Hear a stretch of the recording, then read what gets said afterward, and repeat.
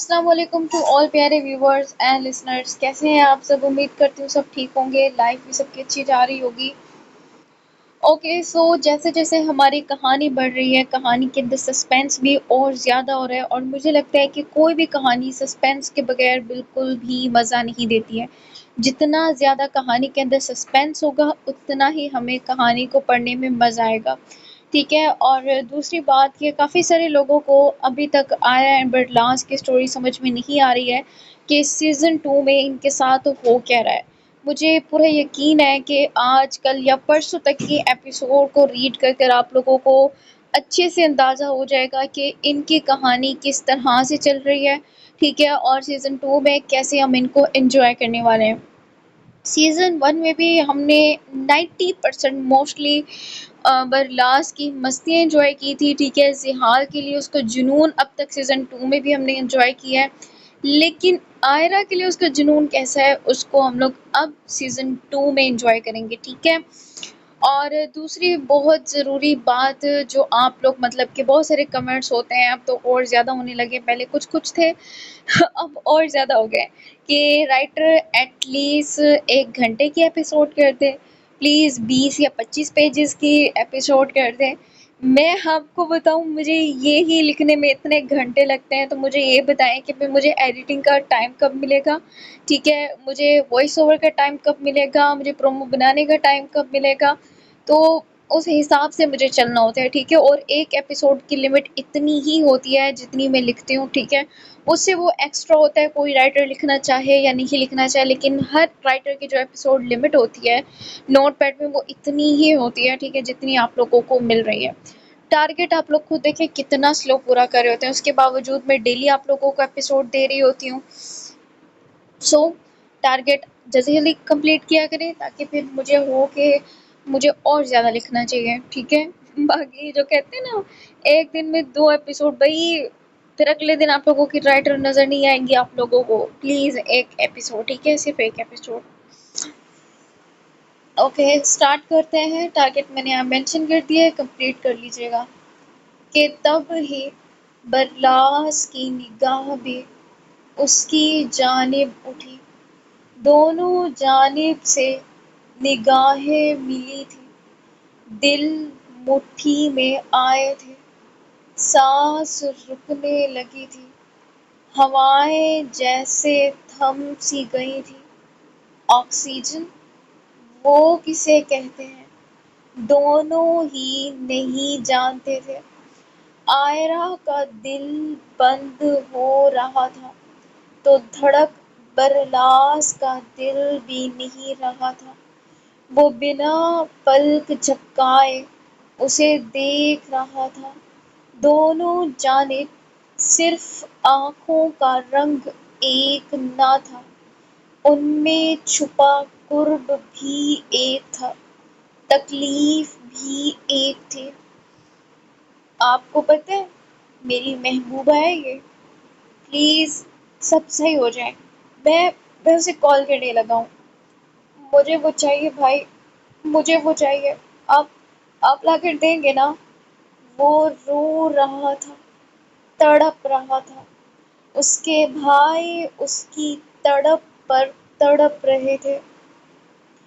آج کے بعد یہ قدم یہاں سے باہر نہیں نکلیں گے، ورنہ میرے یہ پالتو تمہیں چلنے لائق بھی نہیں چھوڑیں گے۔ وہ سرد مہری سے اسے وارن کر رہا تھا، کتنا سنگ دل تھا اس کا محبوب۔ ایسے ہی تمہارے بھائی نے میری بہن کی زندگی تباہ کی تھی نا۔ جانتی ہو وہ کس کی بیوی تھی؟ زحال خان افندی کی۔ کس کی ماں تھی؟ برلاس شاہ کی۔ وہ دھاڑ رہا تھا، وہ شل ساکت کھڑی تھی، ایسے جیسے کوئی پتھر کی مورت ہو، اس کے سامنے اس کا بھائی بے سدھ پڑا تھا، وہ سانس نہیں لے رہا تھا۔ میرا بیٹا مار دیا، مار دیا ان ظالموں نے، وہ اپنا سینہ پیٹ رہے تھے، جبکہ وہ اپنی ماں کو بھی نہیں دیکھ رہے تھے۔ کیسے دیکھ لیتی، اس کا غم تھوڑا تھا۔ سامنے بھائی کی میت رکھی تھی، جس کا مجرم اس کا اپنا شوہر تھا۔ اس سے بدنصیب لڑکی بھی ہو سکتی ہے؟ نہیں، عائرہ خان زادہ جتنی نہیں۔ خیالات کتنے ظالم ہوتے ہیں نا، کاش ان کو ذہن سے مٹا دینے کا کوئی بٹن انسان کے اختیار میں ہوتا تو آج کتنے ہی لوگ بے وجہ بھی خوش ہوتے، لیکن ایسا نہیں ہوتا۔ وہ خیالات بہت ظالم ہوتے ہیں، آنے والی زندگی کی خوشیوں کو بھی کھا جاتے ہیں۔ عائرہ کی آنکھوں میں تیزی سے نمی جمع ہوتی قطرے کی صورت میں رخسار پر بہہ گئی۔ لیکن وہ تو مرد تھا نا، اور مرد کے آنسو آنکھ سے باہر نہیں گرتے۔ زحال نے ذرا سی گردن موڑ کر برلاس کو دیکھا، جو اس کی نظریں اپنی جانب بھانپتے فوراً سے نگاہیں جھکا گیا۔ زحال نے پھر عائرہ کی جانب دیکھا، جو دروازے پر ہی کھڑی تھی، اور ٹھیک اس کے اندر جانے کے راستے کے بیچ۔ کیا اب یہاں مہمان کو اندر نہیں بلایا جاتا؟ وہ نہایت نرمی سے پوچھ رہا تھا۔ جب عائرہ کو ایک دم سے ہوش آیا، وہ زحال کی جانب دیکھنے لگی۔ اسی وقت راحم صاحب بھی اٹھ کر وہیں آ گئے، کیونکہ اتنی دیر کسی کو دروازے پر کھڑے رکھنا انہیں مناسب نہیں لگا تھا۔ لیکن وہ جوں ہی دروازے پر آئے، سامنے کھڑے زحال اور برلاس کو دیکھ جیسے اپنی جگہ سٹک سے ہو گئے، اور بے یقین سی نظروں سے ان دونوں کو دیکھنے لگے۔ السلام علیکم راحم صاحب۔ زحال ان کی حیرت کو کسی خاطر میں نہ لاتے سلام کر کر جیسے ان کو اس سکتہ سے باہر لے کر آیا۔ وعلیکم السلام بیٹا۔ وہ شرمندہ سے ہوتے اس کے پاس آئے اور اس سے بغلگیر ہوئے۔ عائرہ پیچھے ہٹ گئی تھی، لیکن اس کی نظریں نہیں پلٹی تھیں۔ وہ اب بھی اسی ظالم محبوب پر ٹکی تھی، جو اپنے باپ کی موجودگی میں نگاہیں جھکا گیا تھا۔ آؤ، اندر آؤ، کب سے یہیں کھڑے ہو دونوں؟ وہ نادم سے ہوتے زحال کو اندر لے گئے۔ جب نظر برلاس پر پڑی، اس کے قدم بھاری تھے، وہ نہیں اٹھا پا رہا تھا۔ اس جگہ سے اسے کوفت سی محسوس ہو رہی تھی۔ آؤ نا برلاس بیٹا۔ وہ برلاس کو کندھے سے تھام کر اسے بھی اندر لائے۔ جب ان کو دیکھ ندرت بیگم کی آنکھیں جیسے پھٹی کی پھٹی رہ گئیں۔ وہ کرنٹ کھا کر اپنی جگہ سے اٹھ کھڑی ہوئی، اور بے یقین سی نظروں سے دونوں کو دیکھنے لگی۔ زحال ان کو سرسری سا سلام کر گیا۔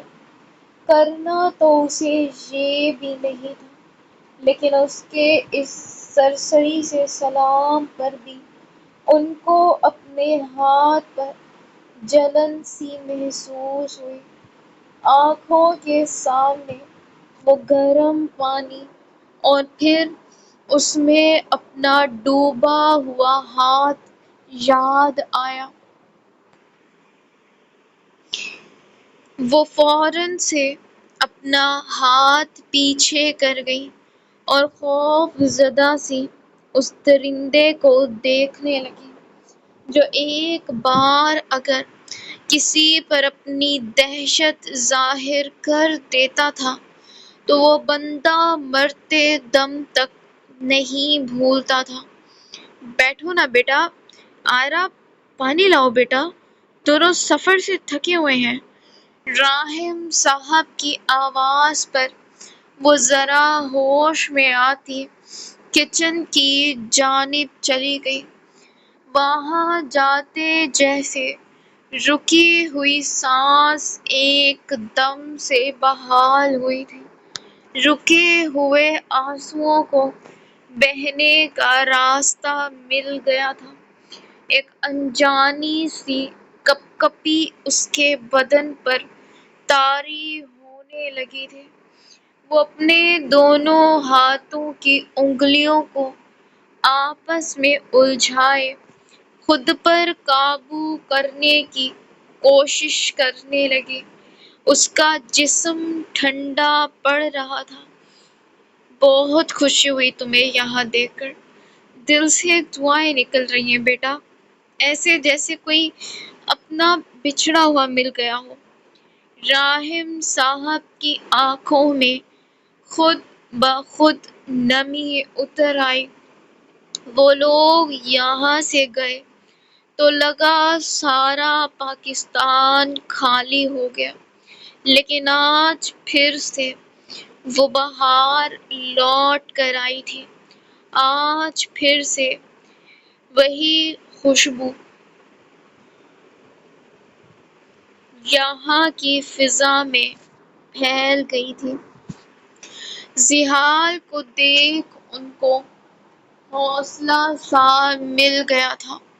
وہ شخص اپنا نہ ہو کر بھی سب سے قریبی لگ رہا تھا، جس سے ہر دکھ، ہر تکلیف شیئر کر لینے کا دل شدت سے چاہ رہا ہو۔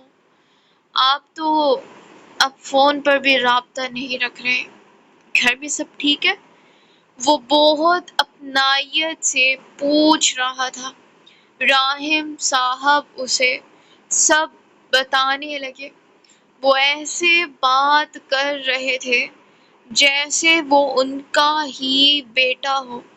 گھر کی کوئی بات اس کے ساتھ کرتے ہوئے جھجک محسوس نہیں ہو رہی تھی، جبکہ ندرت بیگم تو کچھ بول ہی نہیں پا رہی تھی۔ زبان پر جیسے تالا سا لگ گیا تھا۔ آئرہ دونوں کے لیے ٹرے میں پانی کا گلاس رکھ کر لائی۔ ذیحال نے مبہم سا مسکرا کر پانی کا گلاس اٹھا لیا۔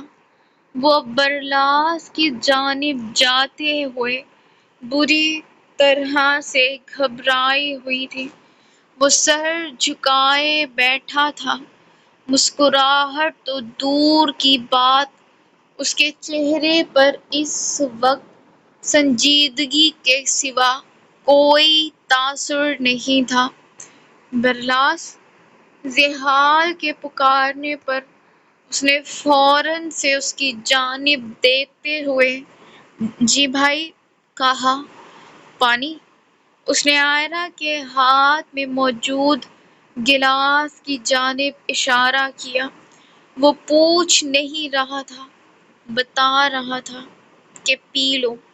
برلاس فوراً سے آئرہ کے ہاتھ سے پانی کا گلاس پکڑ گیا۔ جب اس کی نظر اس کے نازک سے مومی ہاتھوں پر پڑی، وہ بری طرح سے کانپ رہے تھے۔ ایسے جیسے اب یہ ٹرے اس کے ہاتھ سے چھوٹ جائے گے۔ برلاس پانی کا گلاس اٹھا گیا، لیکن ایک بار بھی اس کے چہرے کی جانب نہیں دیکھا، بس سارا پانی خاموشی سے پی گیا۔ اسے اور بھی پیاس لگی تھی، لیکن وہ کہہ نہیں سکا، بس چپکے سے گلاس ٹیبل پر رکھ دیا۔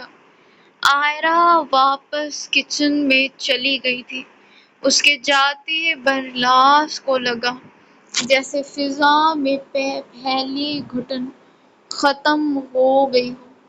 اس کی موجودگی میں اس سے سانس لینے میں بھی دشواری ہو رہی تھی۔ صحیح کہتے ہیں، جو جتنی شدت سے اپنے محبوب کو چاہتا ہے، اتنی ہی شدت سے وہ ٹوٹتا بھی ہے۔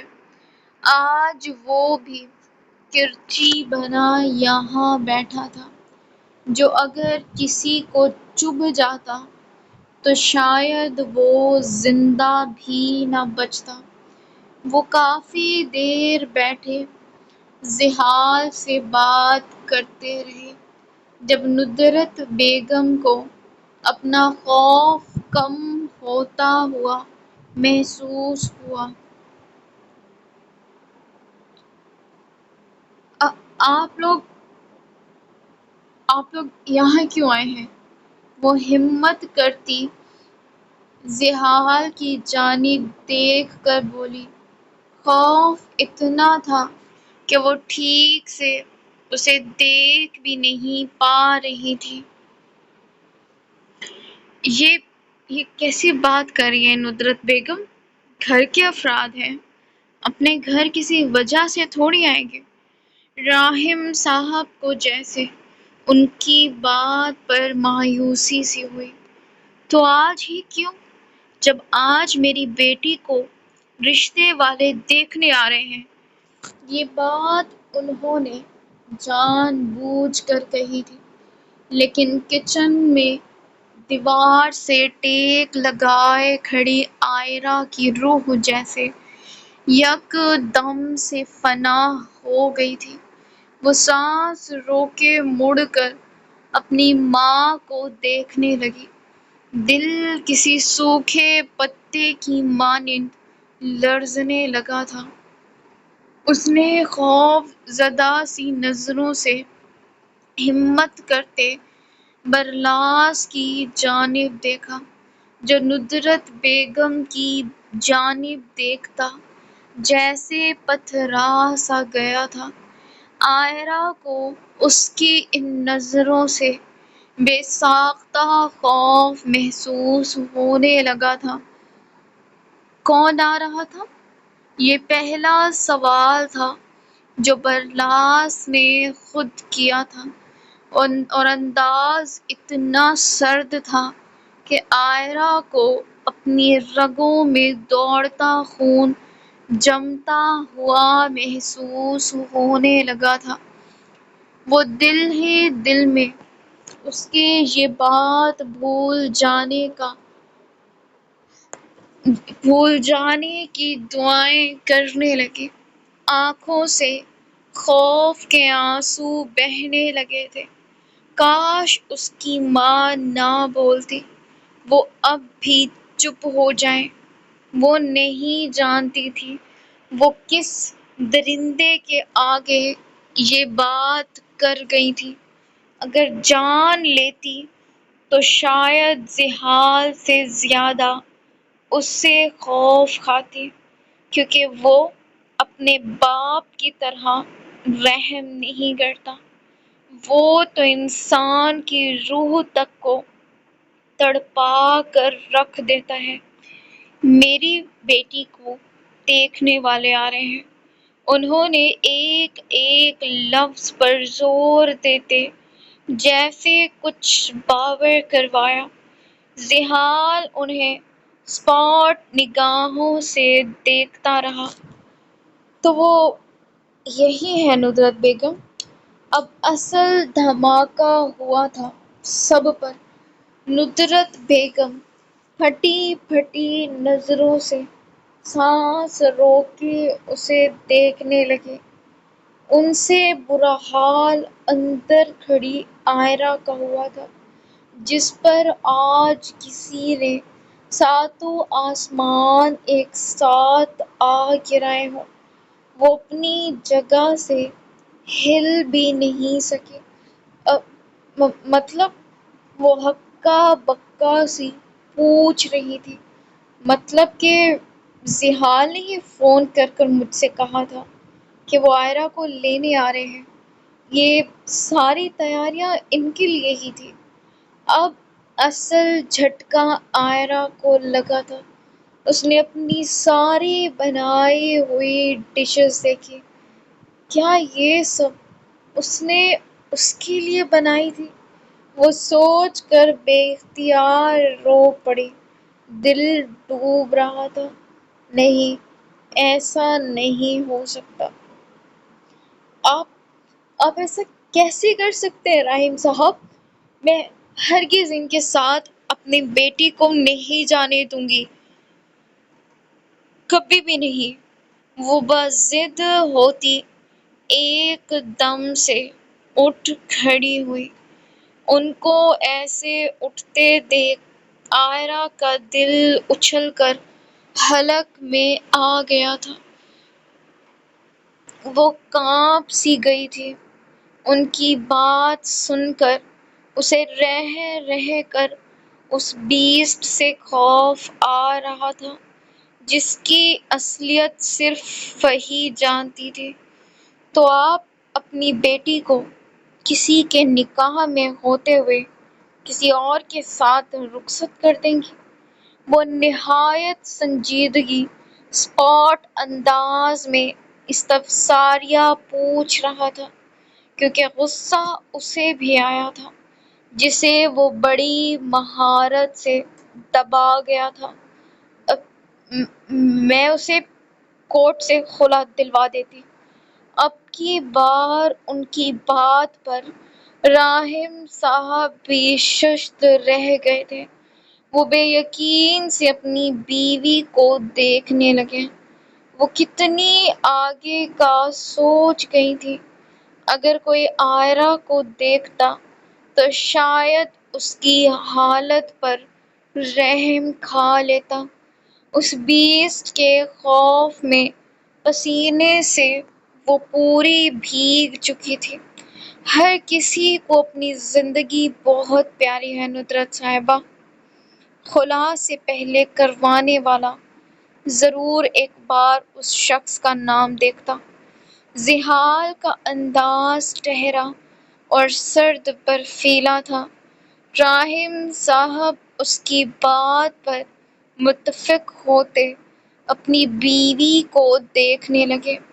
آپ جا کر کھانا لگوائیں اور ان باتوں کو چھوڑ دیں۔ وہ اب ضبط کی انتہا کو پہنچ گئے تھے۔ وہ نہیں چاہتے تھے زحال کو یہاں سے کوئی بات بری لگ جائے۔ کیسے چھوڑ دوں میں؟ وہ آگے کچھ کہنے لگی تھی، لیکن عائرہ ایک دم سے کچن سے نکلتی ان کو آواز دے گئی، امی کھانا۔ اس کی آواز میں کپ کپاہٹ تھی۔ وہ پہلو میں پڑے ہاتھوں میں اپنی قمیض جکڑے بری طرح سے گھبرائی ہوئی تھی۔ ندرت بیگم نہ چاہتے ہوئے بھی اٹھی اور وہاں سے چلی گئیں۔ ان کے جاتے راحم صاحب نے ان سے معافی مانگی، جس پر زحال بے ساختہ ان کے ہاتھ تھام گیا۔ آپ کو باپ کا درجہ دیا ہے اور باپ معافی نہیں مانگتے، وہ صرف معاف کرنے کے لیے ہوتے ہیں یا ڈانٹنے کے لیے۔ اس کی اتنی اپنائیت پر راحم صاحب کا دل اسی وقت ہلکا ہوا۔ وہ کیوں نہ اس شخص سے محبت کرتے؟ وہ محبت کا پیکر جو تھا وہ کافی دیر بیٹھے بات کرتے رہے، جب کھانا لگ جانے کا سنتے دونوں کو لیے ایک کمرے میں گئے، جہاں دونوں فریش ہو کر کھانے کی ٹیبل پر آ گئے۔ ٹیبل پر 36 قسم کے پکوان رکھے تھے۔ برلاس جیسے ہر چیز کو بڑی غور سے دیکھ رہا تھا۔ دور سے پتہ چل رہا تھا کہ سب بہت محنت سے بنایا گیا ہے۔ وہ خود پر ضبط کرتے کرسی کھینچ کر بیٹھ گیا۔ راہم صاحب ذیحال کے ساتھ باتوں میں مشغول تھے۔ جب عائرہ کھانا سرو کرتی برلاس تک آئی۔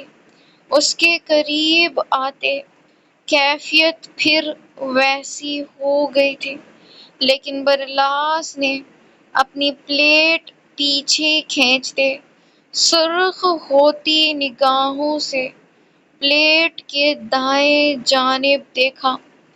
میں لے لوں گا۔ آواز دھیمی تھی، لیکن اس میں اس نے کتنا غصہ دبایا تھا یہ عائرہ بخوبی محسوس کر سکتی تھی۔ کھانا خاموشی سے ہی کھایا گیا تھا۔ عائرہ وہاں نہیں بیٹھ سکی۔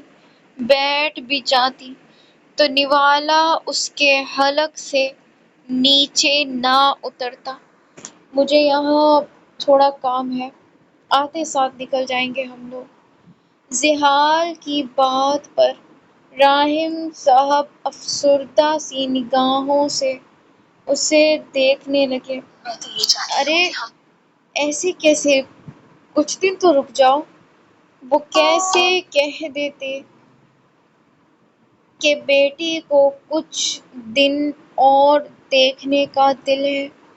بیٹی کو رخصت کرنا ایک باپ کے لیے لمحہ موت ثابت ہوتا ہے۔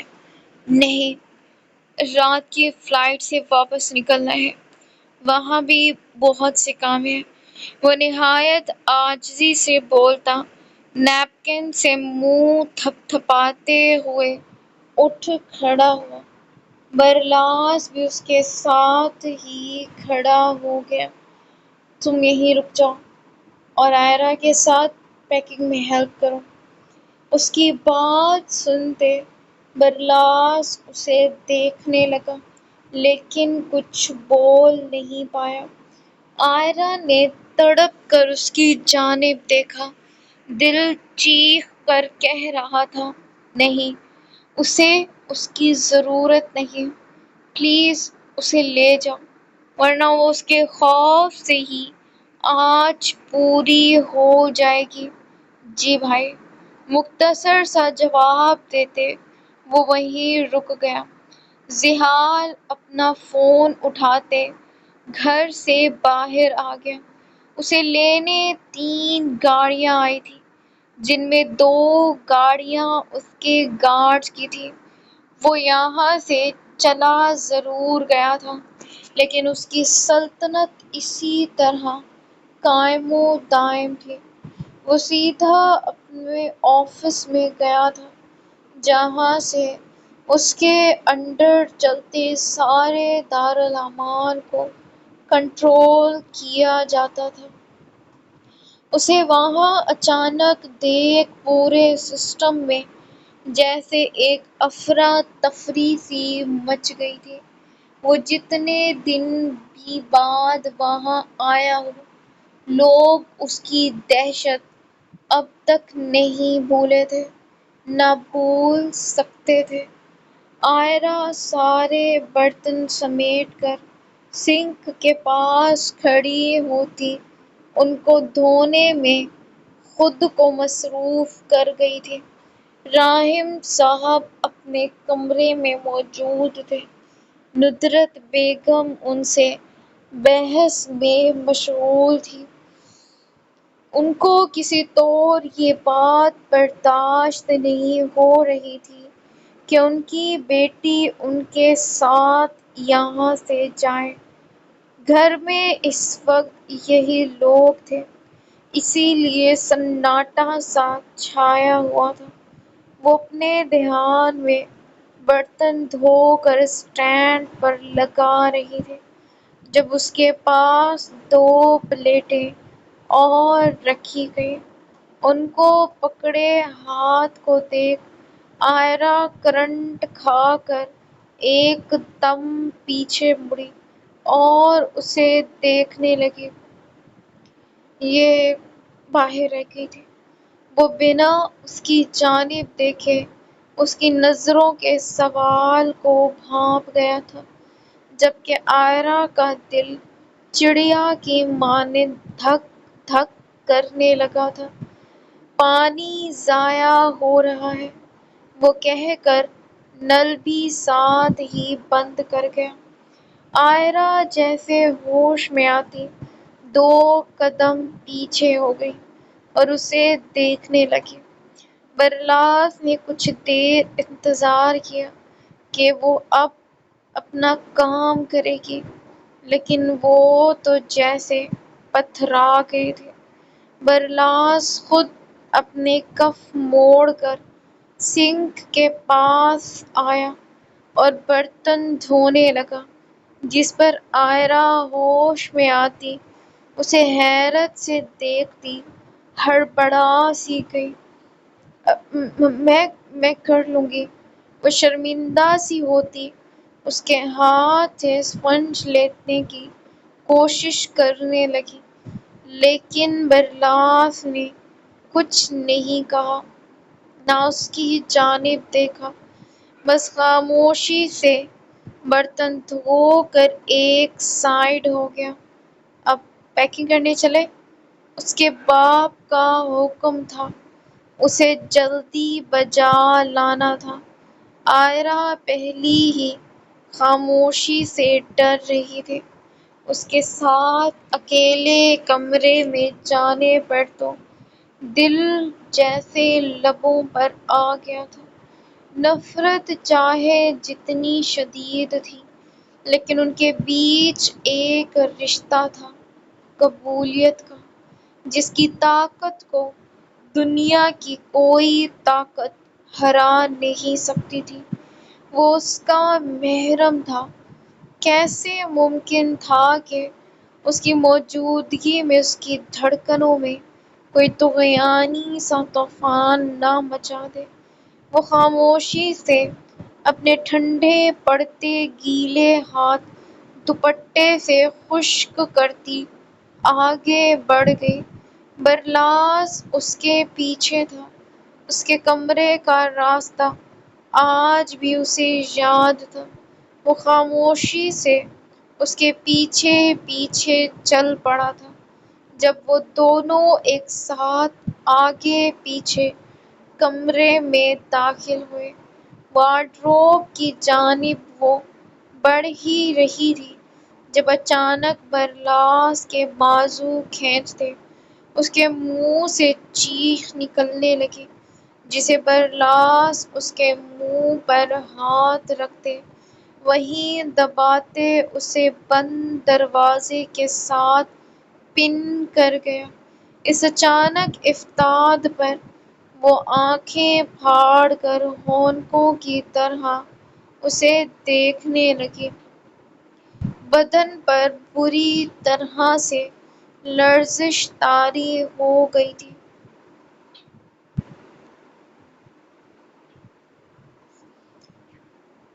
وہ اس کے قریب تھا، بے حد قریب، اتنا کہ درمیان سے ہوا بھی بمشکل ہی گزر سکے۔ اس کی آنکھوں میں نمی، آنکھوں میں آنکھیں گاڑے درستگی سے دیکھتے ہوئے وہ پھنکار رہا تھا۔ اس کی سانسیں کتنی تیز تھیں یہ آئرہ کو بخوبی محسوس ہو رہی تھی۔ کس کے لیے سوچ کر وہ سارا کھانا بنایا تھا؟ اس کے انداز میں اس حد تک سرد مہری تھی کہ آئرہ کے ماتھے پر ٹھنڈے پسینے کے قطرے چمکنے لگے تھے۔ میں کچھ پوچھ رہا ہوں، سنائی نہیں دے رہا؟ وہ مزید سختی سے اس کے بازو میں انگلیاں گاڑے استفساریہ پوچھنے لگا۔ مجھے مجھے بابا نے کہا تھا۔ اس کی آواز بے حد دھیمی اور کانپ رہی تھی۔ آنکھوں سے گرم سیال تیزی سے بہتا اس کے رخسار کو تر کر گیا۔ برلاس اسے ایک جھٹکے میں چھوڑ کر پیچھے ہٹا اور اپنے کان کی لو مسلنے لگا۔ اسے اپنے غصے پر اختیار نہیں تھا۔ وہ پاگل ہو جاتا تھا اور پھر بعد میں احساس کرتا تھا بیگ کہاں رکھا ہے۔ انداز بے حد اسپاٹ تھا۔ عائرہ اپنا بازو پکڑے بے آواز رو رہی تھی۔ اس کے سامنے منہ سے تھوڑی سی بھی سسکی نکلنے نہیں دے سکتی تھی۔ اس نے اپنے کانپتے ہوئے ہاتھ سے وارڈروب کی جانب اوپر رکھے اٹیچی کی طرف اشارہ کیا، جسے برلاس ایک ہاتھ بڑھا کر آسانی سے اتار گیا۔ وہ دراز قد کا مالک تھا۔ عائرہ کا قد اس کے سامنے صرف اتنا تھا کہ وہ مشکل سے اس کے سینے تک ہی آ سکے۔ کپڑے ڈالو اس میں اپنے۔ اس کے کہنے پر عائرہ وہیں کھڑی رہی، جیسے ایک قدم اس ایک جگہ جم سے گئے ہوں۔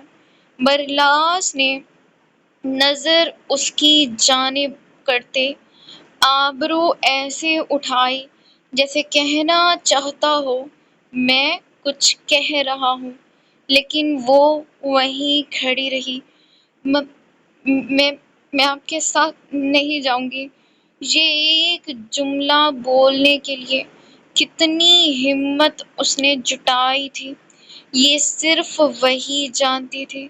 برلاس نے خود پر ضبط کرتے ایک گہری سانس خارج کی اور خود سوچ کر خود ہی وارڈروب کی جانب بڑھ گیا۔ اسے اپنی پرسنل وارڈروب کے قریب جاتے دیکھ عائرہ ایک دم سے سٹپٹا کر اس کے پیچھے گئی اور ایک ہی جست میں ان دونوں کے آڑے آ گئی۔ یہ میری پرسنل وارڈ ہے۔ وہ نظریں چراتی یہاں وہاں دیکھنے لگی، جبکہ برلاس اسے ہی دیکھ رہا تھا۔ وہ ایک قدم آگے آتا اس کے قریب ہوا، بے حد قریب۔ یہ میری بیوی کی وارڈ ہے۔ وہ ایک ایک لفظ پر زور دیتے اسے باور کروا رہا تھا۔ عائرہ نے تڑپ کر نگاہیں اس کی جانب اٹھائی۔ وہ چٹان کے آگے کھڑی نازک سی کلی لگ رہی تھی۔ بیوی لفظ پر عائرہ کا دل زور سے دھڑکا تھا۔ وہ کچھ نہیں بول سکی۔ برلاس اسے ایک جانب کرتا خود ہی وارڈروب کھولے اس کے کپڑے نکالنے لگا، لیکن صرف عام کپڑے۔ اس کی باقی چیزوں کی جانب اس نے نگاہ تک نہ اٹھائی، لیکن یہ بات عائرہ نہیں جانتی تھی۔ وہ زور سے آنکھیں میچے اپنے دھڑکتے دل کو قابو کر رہی تھی۔ برلاس اس کے کپڑے اسی طرح بے ترتیبی سے بیگ میں پھینکتا گیا اور ایک جانب ہو کر اسے دیکھنے لگا۔ جو بھی سامان لینا ہے جلدی لو۔ وہ ونڈو سائڈ جا کر باہر کی جانب رخ کیے کھڑا ہو گیا۔ عائرہ فوراً سے اپنی وارڈ کے پاس آئی، جہاں اسے اپنی ہر پرسنل چیز ویسی ہی رکھی ہوئی ملی تھی، اور تو اور ایک چادر جب وہ اکثر باہر لے کر جانے لگی تھی وہ بھی ان پر پڑی تھی۔ اس نے پیچھے مڑ کر اسے دیکھا اور دھیرے دھیرے اپنا سامان روتے ہوئے بیگ میں سیٹ کرنے لگی۔ ڈاکٹر برہان کے انجیکشن لگانے کے بعد کئی گھنٹے وہ اسی طرح سوتی رہی تھی، لیکن پھر آنکھ کھلتے اسے وہی بے چینی ہونا شروع ہو گئی تھی۔ وہ بے چین سی ہوتی، کروٹ لینے کے لیے اپنی پوری جان لگانے لگی، لیکن خود سے وہ 1 انچ بھی نہیں ہل پائی۔ زبان کو جیسے صرف تب ہی آواز ملی تھی جب اس کے سامنے وہ چہرہ آیا تھا، اور اب پھر سے اس کی زبان گنگ ہو کر رہ گئی تھی۔ ڈاکٹر برہان پریشان حال سے کاؤچ پر بیٹھے اپنے موبائل پر کسی سے بات کر رہے تھے۔ چہرے پر از حد پریشانی تھی، ماتھے پر شکنیں پڑی تھی۔ میری مدد کرو پلیز۔ ان کی آواز بے حد دھیمی اور تھکن شدہ تھی۔ مقابل نے گہری سانس لی اور سامنے اڑتی چڑیا کو دیکھا۔ یہ پلیز نہ کہتے تو کتنا اچھا ہوتا، ہے نا؟ اسے جیسے ان کا پلیز کہنا برا لگا تھا۔ جانتے ہو، محبت میں سوری اور تھینک یو کا لفظ اسے کھوکھلا کر دیتا ہے۔ بہت سے مان ٹوٹ جاتے ہیں، دل بیٹھ جاتے ہیں۔ اس کی بات پر ڈاکٹر برہان آنکھیں موند کر پیشانی پکڑ گئے۔ جس محبت کی بنیادیں کھوکھلی ہوں، اس کی حدوں کو مضبوط کر کر کیا کرنا؟ وہ سوال کر رہے تھے جبکہ جانتے تھے جواب نہیں ملے گا۔ تو حکم کرو۔ ایڈی تمہارے حکم پر جان بھی دے دے گی۔ کیا محبت تھی، کیا مان تھا، اور اس کا مان اب ٹوٹنے نہیں دیا جانا تھا۔ مجھے اس کے بارے میں سب کچھ پتا کر دو۔ وہ کون ہے، کہاں رہتا ہے، کیا کرتا ہے، اور اس کا زرتشم سے کیا تعلق ہے۔ یہ معاملہ اب مزید سنگین ہو رہا تھا۔ یہ راز کھلنا اتنا آسان نہ تھا جتنا اسے لوگ سمجھتے تھے۔ اس راز کے کھلتے ایک قیامت برپا ہونی تھی، ایسی قیامت جو پھر کسی کے قابو میں نہ آ سکے۔ مجھے کچھ وقت دو۔ نہیں، برہان نے فوراً سے اس کی بات کاٹ دی۔ وقت نہیں ہے، میں ان کے گھر نہیں جا سکتا، اسی لیے تم سے کہہ رہا ہوں۔ اگر وہ جا سکتے تو کومل ضرور ان کو گھر آنے کا کہتی، لیکن انہیں پامیر کا ری ایکشن اب تک یاد تھا۔ اس کے لیے وہ نہیں چاہتے تھے وہ کسی کے لیے مسئلہ کھڑا کرے۔ تو صبح تک تو بخشش دے دے، مجھے سونا بھی ہے۔ وہ نیند سے پاگل ہو رہی تھی۔ اوکے، صبح اٹھتے تمہارا پہلا کام یہ ہوگا۔ صرف 3 دن، اور مجھے ان کے بارے میں سب معلوم ہو۔ انداز اٹل تھا۔ سو ویورز، یہ تھی آج کی ایپیسوڈ۔ امید کرتی ہوں کہ آپ کو پسند آئی ہوگی۔ ٹارگیٹ کمپلیٹ کر لیجیے گا۔ ٹیک کیئر، اللہ حافظ۔